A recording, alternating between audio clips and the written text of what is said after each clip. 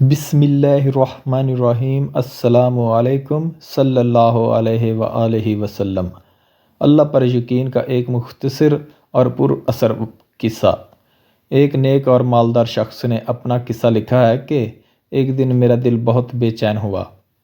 بہت کوشش کی کہ دل بہل جائے، پریشانی کا بوجھ اترے اور بے چینی کم ہو، مگر وہ بڑھتی ہی گئی۔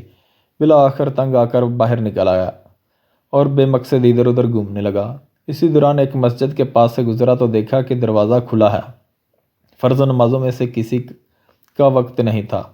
میں بے ساختہ مسجد میں داخل ہوا کہ وضو کر کے 2-4 رکعت نماز ادا کرتا ہوں، ممکن ہے دل کو راحت ملے۔ وضو کے بعد مسجد میں داخل ہوا تو ایک صاحب کو دیکھا، خوب رو رو کر گڑ گڑا کر دعا مانگ رہا ہے اور کافی بے قرار ہے۔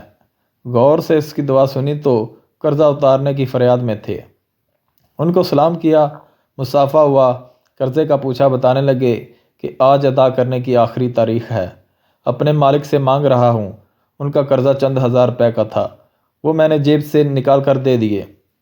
ان کی آنکھوں سے آنسو چھلک پڑے اور میرے دل کی بے چینی سکون میں تبدیل ہو گئی۔ میں نے اپنا وزٹنگ کارڈ نکال کر پیش کیا کہ آئندہ جب ضرورت ہو مجھے فون کر لیں، یہ میرا پتہ ہے اور یہ میرا فون نمبر۔ انہوں نے بغیر دیکھے کارڈ واپس کر دیا اور فرمایا، نہ جناب، یہ نہیں، میرے پاس اس کا پتہ موجود ہے جس نے آج آپ کو بھیجا ہے۔